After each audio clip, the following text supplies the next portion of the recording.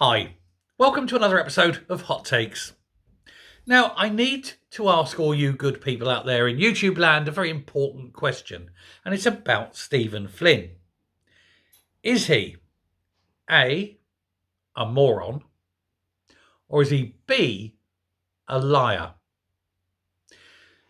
He's made comments about the SNP finances, in particular, the short money.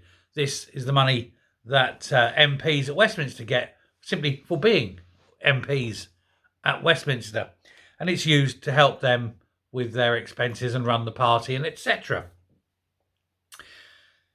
Flynn is coming up with an absolute extraordinary claim that I just think it's like I say, he's a moron or he's a liar, because they're the only two options. Because he's saying that the £1 million loss of this short money has got nothing to do with the SNP finances. Now, up until the election, they were getting 1.3 million a year. Now, going forward, because of the massive drop in MPs, they're only going to get about 300,000 a year. So this is £1 million a year loss. Now, about 10 days ago or so, they released their accounts and everybody poured over them, looking at them in great detail. And they showed that, thanks to some wizard accounting, some technical jiggery pokery, and what I as an accountant would call dubious practices, they showed that the SNP was still an ongoing concern.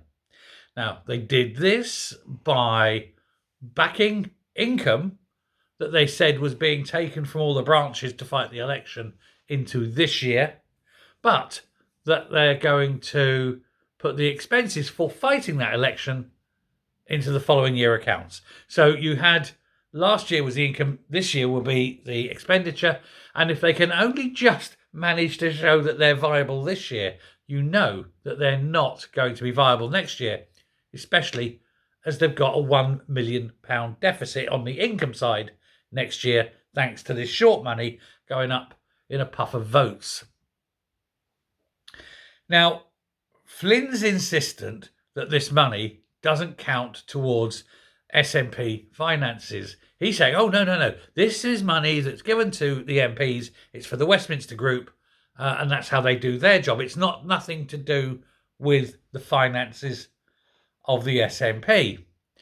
And if that is true, which it breaking news isn't, why then did the accounts they release show income from the short money of 1.3 million if it's got nothing to do with the accounts? And in fact, had that 1.3 million income not be there, the SNP would have been very much, well, bankrupt. And so, yes, Stephen, it exactly has got everything to do with the SNP accounts, because if it didn't, you wouldn't be putting them in there. You'd be keeping it as a separate off-book activity and keeping it literally limited to those spends that you've got at Westminster. But that's not what's happened, and the money's gone into the central party and into the central accounts within the published accounts. Now, researchers have been fired. Media officers have gone. They've managed to divest themselves of all the expense of these people because they literally cannot afford to hire them anymore. And the limited funds that they do get still go up. That 300,000 will still go into the credit side in the accounts. That'll still be put into the bank account, the central banks, once on the income statement in next year's accounts, along with all the expenses for running the elections, and of course breaking as well. We know that they've got probably another 18 by-elections for councils to fight because of all the different councillors across Scotland that got bumped up into the House of Commons. So they'll be given their seats up.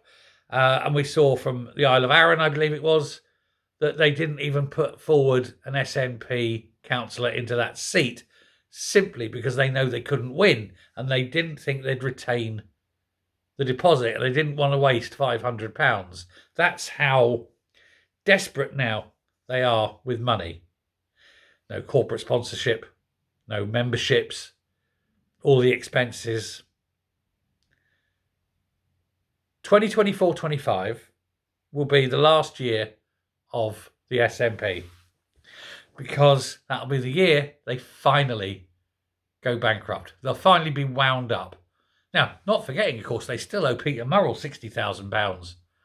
And I don't think they've got the money to pay him. And all he has to do is go to them and say, look, give me my money. They say no. He can just appeal to the court and say, I want a winding up petition. And then take any assets that they have got to give to him to repay the money that he is going to need to fight his defence against the dark arts. Anyway, Flynn obviously is trying to spin. Right? It's the Flynn spin, isn't it? Because he knows full well that it is part of the accounts, but he also knows that if the perception is that they're losing $1 million a year off their accounts, then the perception will be that the SNP are bankrupt, financially as well as morally. And so that's why he's coming out and lying like this. Well, I'll give him the benefit of the doubt. I'm not going to call him a liar because he may not be a liar. He may just be that moron, as I described. So, you have to make a decision. Is he a moron who doesn't realise that it is part of the accounts, or is he lying because he knows that if people are aware it is part of the accounts, they've been caught out? Yeah, it's a close one to call because, you listen to him in other matters and you're pretty sure he is a moron. But on the other hand, you listen to him some things and you're pretty sure he's a liar. It is, of course, possible that he's both. Yes, there's a very strong possibility of that, isn't it? But, of course, now you've got all these operations going, all these investigations against the SNP. You've got Branchform over the 600,000. You've got Broadcroft over the Alex Salmond affair. You've got Coper over the tens of thousands of deaths, possibly at the hands of Sturgeon and Freeman, possibly, allegedly. And, of course, you're going to have to be paying all the legal defence against that because that's not a government matter. Coper's a government matter, but the other two will be party matters. And so they'll have to pay for their own defences on that should the time come. They don't have the money. As I say, 2024, 2025, that financial year, it's the year the SNP died. Thanks very much. Take care. Speak soon. Goodbye.